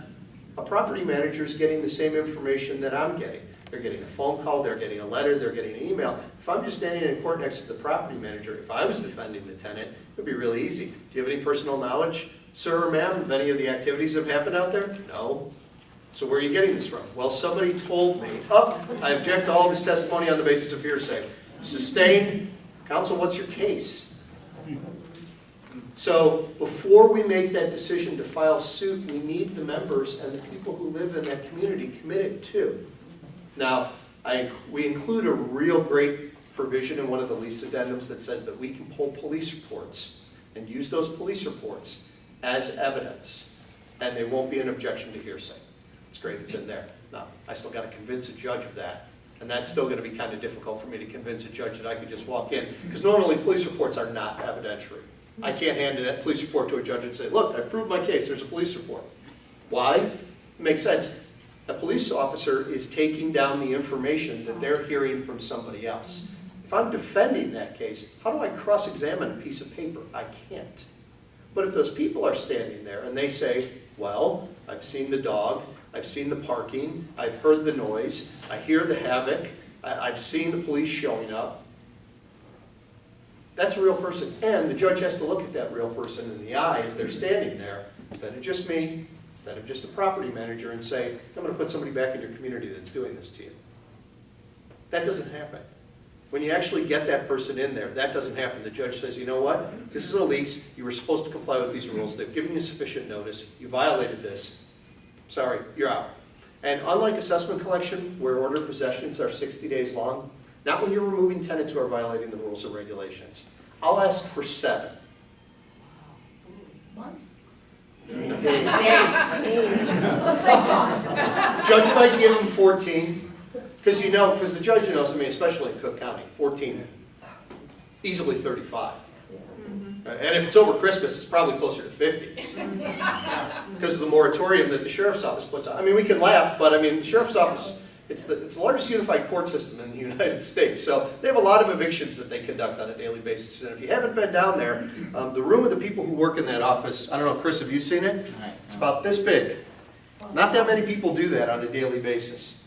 And they do a lot of evictions. So it's backed up, and it takes a while. That's why we ask for a short period of time, okay? What you can't do is you can't ignore this, because this gets back to a lot of the things that Chris said, though. Once you ignore it, then they know it's tolerable. This behavior will be tolerated. We can do whatever we want here. Oh, we can do what we want. Or, yeah, you got to go a real long way before they're going to remove you or they're going to evict you. The other things to consider when you adopt your policies, and we get this all the time. Well, I'm the tenant, I'm not doing it. It's my son's brother who comes by here every once in a while and they're engaged in it. In the addendums you say, if it's going on and you're the tenant of that property, you've violated the lease. We don't have to go and find the person 3 doors down or who was actually engaged in it. Okay? But again, it's about noticing in advance and it's about enforcement once you do it. Make sure you're doing it uniformly. Every time you're getting a tenant complaint, have the same procedure and protocol in place. Is it just a warning letter? Fine. Is it a fine? Yes. When it gets to this level, do you evict it? Yes. Because what's the first thing that I'm going to hear? I'm being treated differently. I know 5 other people out there in the neighborhood who are all doing this exact same thing and nobody says anything to them. I'm being treated differently. That's where associations get in trouble. Even if most of the time it's not even true. But if there's a perception of it, those are the types of things that catch judges' ears like, okay, well, hold on, why is this person being treated differently? You know, and then they try to attach every type of ill will to the association trying to enforce it. So if you say, no, actually you haven't been treated differently. Well, no. I know a board member who's an investor who his tenants destroy everything out there and nobody says anything. It's a board member and they're an investor and their tenants are causing problems. Same protocol, same procedure. It will protect you as a board. put the procedures in place, put the protocol in place, tell your property manager, tell your attorney, these are our procedures, these are our protocols, follow them. And then don't back down from it either. Because that's what puts property managers and attorneys in really difficult positions then. Because you call up and you say, oh yeah, you know, we're going to evict that person, they're pretty miserable, but I don't know, we just really don't want to go through with it. It seems like a lot of work, we don't want to go to court. Okay, now not only have you told that one person, you're good, do whatever you want. That person tells everybody else, guess what, there's no enforcement out here. They were going to sue me, they were going to try to kick me out. They couldn't get it done. They let it go. Well, say the next person, then when the next person gets that 10-day letter that I think sounds really threatening, if the other 3 people in that building have gotten the same one and said, nothing happens, then they'll look at it and they'll go, okay, great, nothing's going to happen with this. You got to make sure you enforce it, okay? The crime-free housing programs are great. The landlords can really do a lot.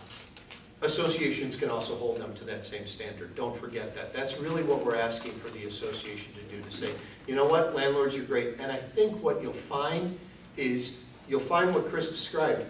Landlords, once they start having to do background checks, once they start having to have people sign these lease addendums, once they start having people review this, their level of tenant is going to go up. Your level of tenants in the community is going to go up. Now, I have the same statement, you know, there's bad owners and there's good tenants. Just because you're a tenant doesn't mean that you mistreat the property, you don't care about the neighborhood. There's some owners who live out there who mistreat the property and don't care about the neighborhood. So just because someone's a tenant doesn't, in and of itself. But I think if somebody has to read through these addendums, understand that they're doing a background check, willing to subject themselves to that, they're probably the type of people that you're going to feel more comfortable living in your neighborhood. Or at least when they receive a notice of violation, be responsive and say, hey, you know what, I didn't realize that this was a rule that I wasn't supposed to break. One of the other things that we include in there is you want the tenant to sign that addendum because it says, I have received a copy of the governing documents and I agree to comply with them. Now, I don't care whether or not they actually received them, because that's great language for me in there. But you know what? If the landlords are actually giving it to people, how many people have actually taken a lot of time reading their association declaration? Wow, it's a great group.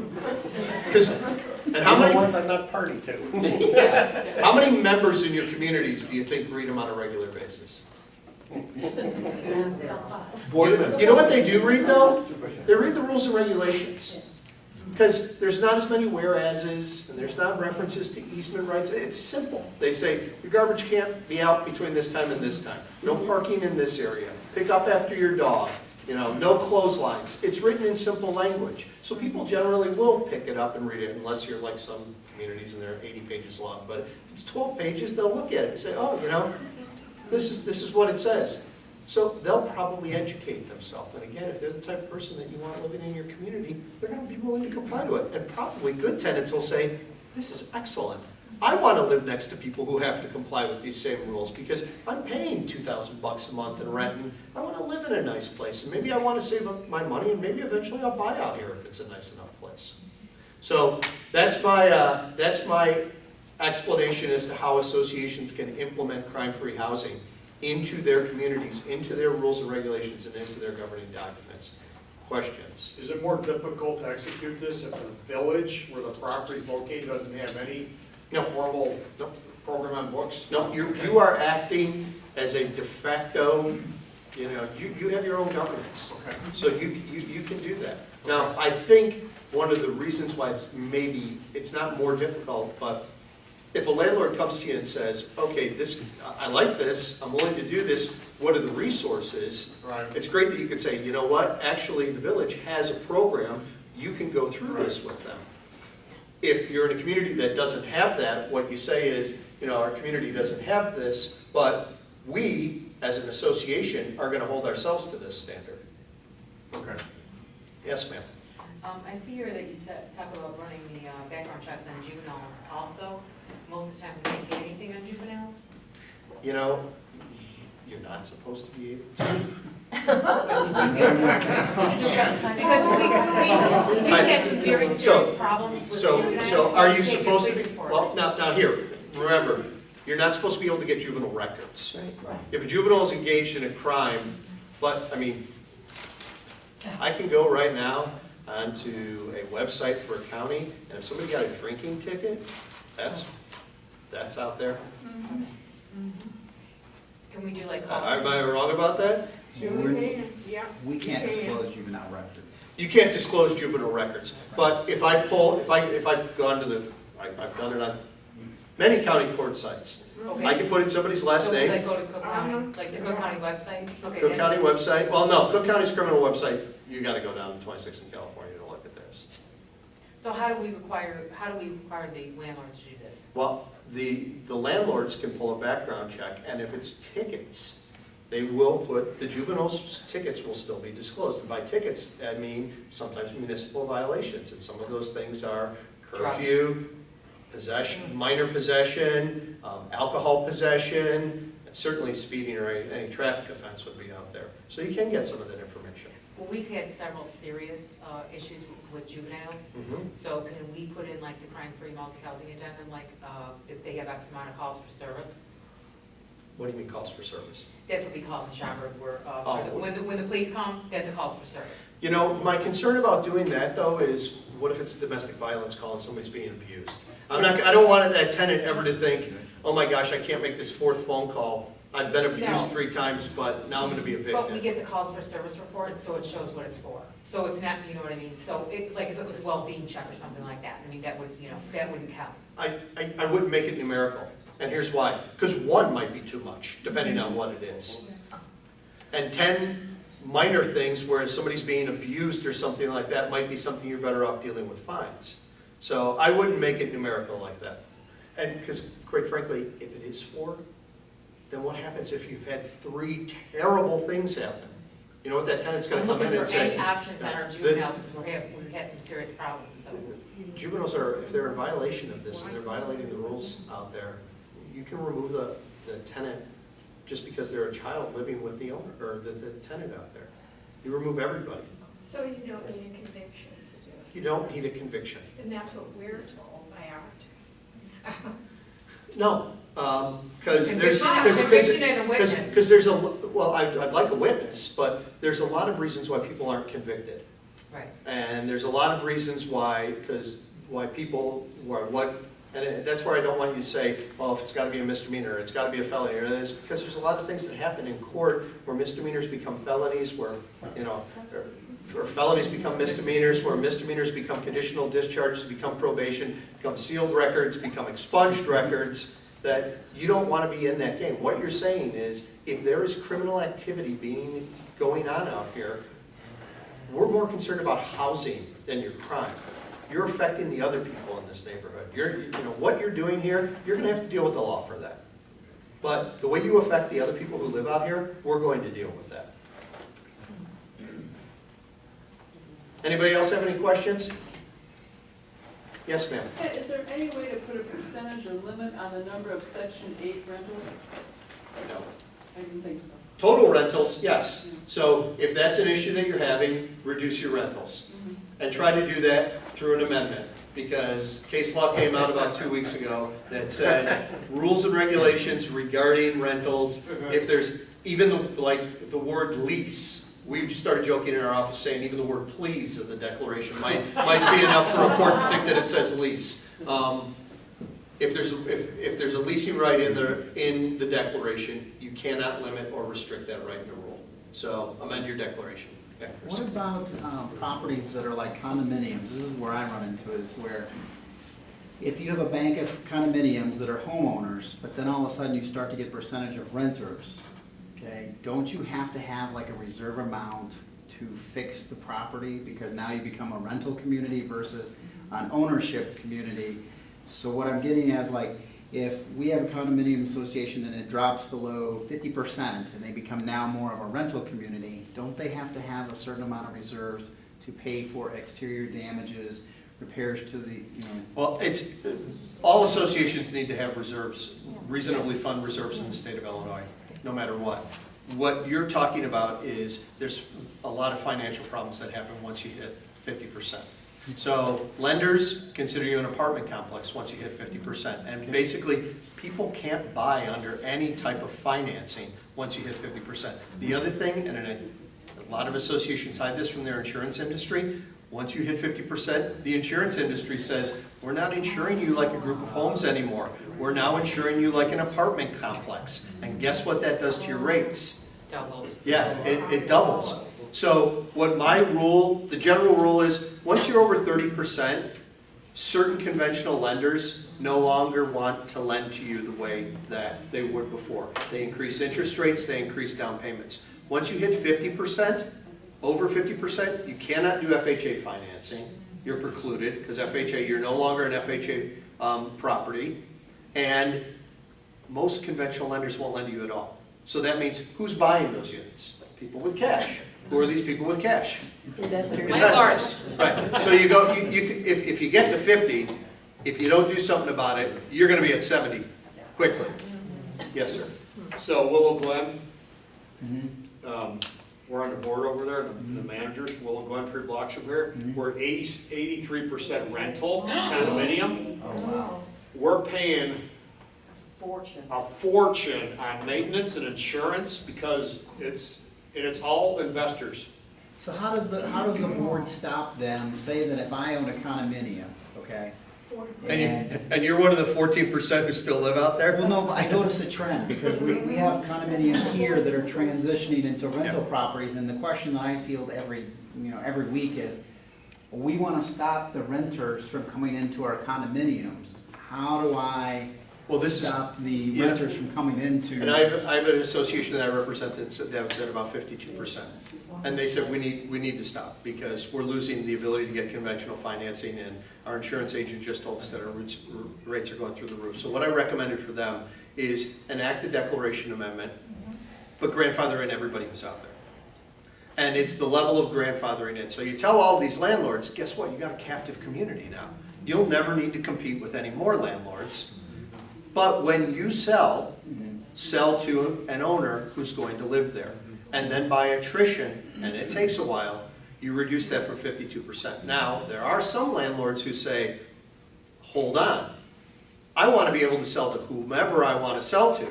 We tried that. So I don't want to limit my buying pool. So what we've done in some of those communities and say, we're going to grandfather in this block of units. They can continue to rent for as long as they have an investor. But once someone occupies that unit and lives there, they no longer are part of that block. Now it's going to take longer. So my suggestion is you don't let it get to 50. You keep it at 30. If you keep it at 20, you keep it at 10. We're done for. Yes, sir. Okay, we're like at about 25%, 20-25% right now. And the problem for us to change our declaration. You need 2/3 or 75%. We need 75%. Yeah. Right. So, we're right on and we're trying to do that now. Yeah. Got to get there first. And so we're right on the fence. And we are grandfathering everybody, including the investors that are now currently renting, so that we can try to get this thing approved. Yep. But it's a lot of work, isn't it? It's a real tight deal to get it done. It's a lot of work. It's a lot of knocking on doors. It's a lot of, I've talked to communities about that a lot of times, and I mean, you really need, there's really no substitute for personal contact in those situations and trying to get those approved. But I think you can tell that some of the landlords, though, too, and some of the better landlords, you'd say, you know what? We want to keep this community vibrant, too. We want to keep your rental rates high. And if this turns into a full rental community or something where it's like 90%, maybe you're not going to be able to collect this much money on a monthly basis anymore. So what you're saying is when you get up to 30, as much as 30%, potentially your insurance rates might go up because you're... About 50, over 50, yeah. Now, so what I always tell people is if you're going to be concerned about it, once you hit 10%, that's the time to jump in. Because if you have 2/3 or you need 75%, you assume that 10% might not vote for it anyway. Assume another 10% just for apathy, aren't going to participate and vote. So I've been at communities where people say, 10%, why do we even care about this right now? It's because of what you're describing when you're at 25% that it becomes difficult, and what he's describing when you're at 86%, it's impossible. Even at 50%, sometimes it's impossible. Well, this complex is built off of bankruptcy, so Right. Yeah. we're doomed. You were investors. Yeah, we're doomed the first day, so. Any other? Hi. Did you say that if there isn't anything in the declaration as far as how many rentals there can be, Right. it can be put in the rules? No. What I said is there was a case that came down 2 weeks ago, because I'll try to make this simple and quick. In 1992, a court basically said two things. That there was a guy who was an investor who they changed the declaration on midway through his ownership, and he said, you can't change it on me midway. And the court said, yeah, actually you can, because the declaration says it can be changed by 2/3 of people. And in that case, the court said you can do it by declaration amendment, or you can do it by a change to the rule. Declaration amendment, we're going to assume that that's what the people want, and we're not going to touch it. If it's a rule, we're going to afford it greater scrutiny. That case existed from 1992 until basically last week, when the court last week in the first district came out and said, well, yeah, that court said that, and you can still do it by rule. But if there's any term in the declaration that grants someone's right to lease, any restriction against their right to lease in the rules and regulations, we're going to say that that rule conflicts with that. Now, it was a miserable case with miserable facts. It was 13 units. These people have been leasing since 2007. Half of the units were rented. Then all of a sudden they decided, oh, we want a 30% rental cap. And they told these people, you're the ones we picked. You can't rent anymore. Well, they sued. I look back and I wonder, and I think to myself, it's 13 units. You need 2/3 of the people to be able to amend the declaration. There's only 3 members on the board. Those 3 people all agree with it. So I think the underlying fact is the other 10 people never agreed with this at all. And that's part of the reason probably why the court wasn't very sympathetic, because it seemed like a power play by the board to be able to jam this down their throats. Bad facts, bad law. Yeah. Yes, ma'am. So if there is a rule in the declaration saying that there is a maximum limit of renters in the community of, say, 20%, Yes. can that be enforced? Yes. How? Well, I mean, if it's property already managers enforced- hate it, and I understand why, because they have to create these lists, and then you get the waiting lists, and then the person doesn't have their unit rented for a week. But basically what you need to do is you need to create a series of, first of all, you need to see whether or not you're anywhere near 20%. Oh, we're definitely. Okay, once you're over 20%, I don't know how you start evicting people when you haven't enforced your own covenants. But then you tell the people from that point on, we're at the cap. We can't let anybody rent out here more. And you basically start creating a waiting list as to when people get on the waiting list. Well, thank you for your attention. Thank you for your time. Thanks for driving out in the snow this evening. Thank you.